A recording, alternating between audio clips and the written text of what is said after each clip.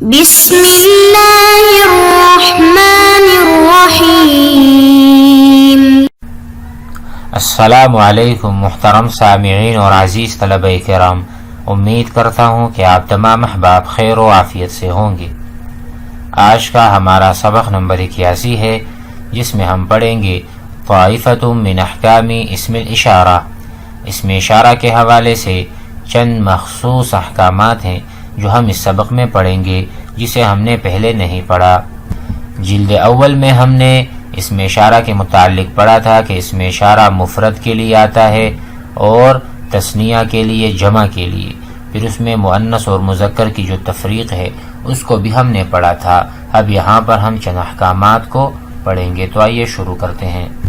بسم اللہ الرحمن الرحیم۔ طائفۃ من احکام اسم الاشارہ۔ طائفہ بمعنی جماعہ، یعنی چند ایسے احکامات جو اسم اشارہ کے متعلق ہیں۔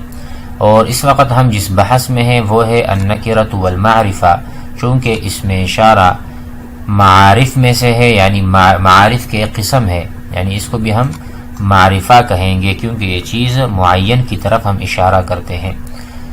الامثلہ: ذالک البستان جمیل یا علی، اے علی وہ جو باغیچہ ہے بہت خوبصورت ہے۔ ذالکی البستان جمیل یا فاطمہ، اے فاطمہ وہ جو باغ ہے بہت خوبصورت ہے۔ ذالکما البستان جمیل یا اخوی، اے میرے دو بھائی وہ جو باغ ہے بہت خوبصورت ہے۔ ذالکم البستان جمیل یا اصدقائی، ذالکن البستان جمیل یا سیداتی۔ تو یہاں پر آپ دیکھ رہے ہیں کہ اس میں اشارہ میں کاف الخطاب، کاف آتا ہے خطاب کے لیے، جس کو آپ مخاطب کرتے ہیں۔ اگر وہ مفرد ہے آپ ذالکا، اگر وہ مفرد مؤنث ہے ذالکی، اگر وہ دو ہیں ذالکما، اگر وہ جمع ہے ذالکم، اگر وہ جمع مؤنث ہیں مخاطبات، سامنے بہت ساری عورتیں ہیں تو ذالکن، ٹھیک ہے۔ یہ اصل میں مراد ہے، اس سبق میں یہی بتانا چاہ رہے ہیں کہ ہم اس میں اشارہ کو ذالکا ہی رہنے دیں گے، لیکن جو کاف الخطاب ہے وہ چینج ہوتا رہے گا مخاطب کے عدد کے مطابق۔ مخاطب مفرد ہے تو کاف الخطاب بھی مفرد، تثنیہ ہے تو تثنیہ، جمع ہے تو جمع، مؤنث ہے تو جمع مؤنث کے لیے جو ضمیر آئے گی وہی استعمال کریں گے۔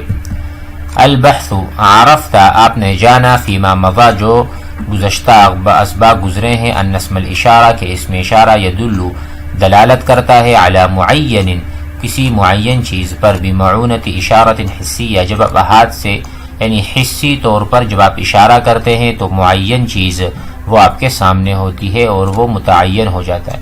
وَأَنَّ أَلْفَاظَهُ، اور اس میں اشارہ کے جو الفاظ ہیں وہ ہے ذا، ٹھیک ہے، ذا مذکر کے لیے، ھذا، ہا تو خیر ہا التنبیہ ہے، اس کو ہم آگے بتائیں گے، لیکن ذا اصل میں اس میں اشارہ ہے للواحدی جب سامنے والی چیز ایک ہو، وذی وتی وذیہی وتیہی للواحدتی، ٹھیک ہے۔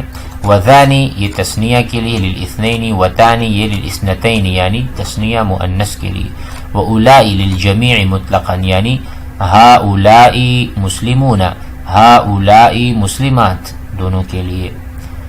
ثم انک تعرف، پھر آپ جانتے ہیں، ایضا ان اسم الاشارہ کے اسم اشارہ قد تسبقہ ہا، اسم اشارہ سے پہلے ہا بھی آتا ہے، تسمى ہاء التنبیہ، اس کو ہم ہاء تنبیہ کہتے ہیں۔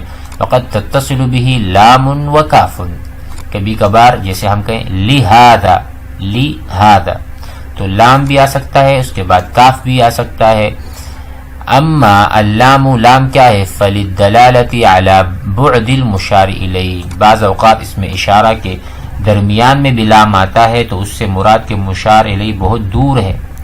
ذالک الکتاب، ذالک رجل، تو ذالک لام جو ہے نا اس میں اصل میں کیا ہے؟ ذا ہے، جیسے اوپر ہم نے پڑھا ھذا، لیکن ذالک لام کیا ہے؟ تو کہا کہ لام جو ہے وہ مشار الیہ جب بعید ہو اس کے لیے استعمال ہوگا۔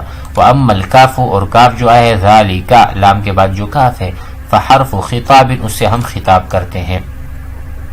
ولمعرفت احکام هذه الکاف، اس کاف کے احکام کو اگر جاننا چاہتے ہیں یجب واجب ہے ان تدرس الامثلہ السابقہ تمام مثالوں کو دوبارہ دیکھیے.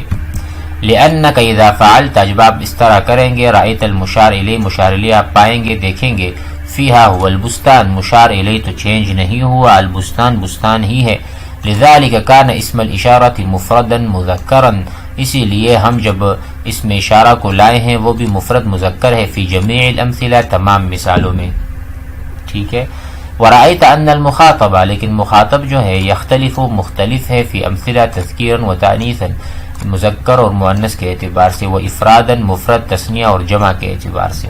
مخاطب چینج ہوتا رہا لیکن مشار الیہ جو ہے وہ مفرد ہی تھا تمام مثالوں میں، اس لیے ہم ذالکہ لے کر آئے ہوئے. اذا تأملت الکافہ اگر آپ کاف پر غور کریں المتصلہ باسم الاشارہ جو اتصال ہے اس کا اسم اشارہ کے ساتھ جہاں پر ذالکہ ذالکما ذالکم ذالکن رأیتہا آپ پائیں گے تطابق المخاطبہ مخاطب کے مطابقت کرتا ہے فی احوالہ من حیث التذکیر والتانیث والعدد تذکیر میں بھی تانیث میں اور عدد کے اعتبار سے بھی.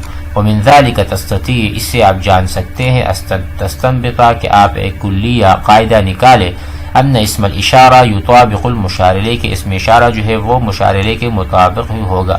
وان الکافہ تطابق المخاطب اور کاف جو ہے وہ مخاطب کے اختلاف کی وجہ سے یا اس کے مفرد تثنیہ جمع ہونے کی وجہ سے اس پر بھی اثر انداز ہوگا وہ بھی مفرد تثنیہ جمع ہوگا.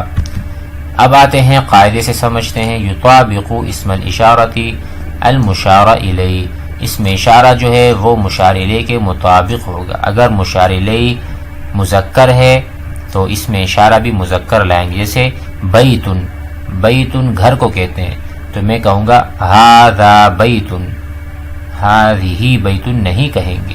یہاں پر اسم اشارہ مشار الیہ کی مطابقت کرے گا فی تذکیرہ و تانیثہ. ٹھیک ہے. اگر مذکر ہے تو مذکر اگر مؤنث و افرادہ و تثنیتہ و جمعہ. وتطابق الکاف لیکن ذالکہ ذالکما ذالکن میں جو آپ نے دیکھا وہاں پر کاف جو ہے وہ مطابقت مخاطب کے اعتبار سے کرے گا فی جمیع ما ذکر جتنا بھی اوپر گزر چکا ہے مفرد تثنیہ جمع کے اعتبار سے. تو امید کرتا ہوں کہ یہ سبق سمجھ میں آ گیا ہوگا. والسلام علیکم.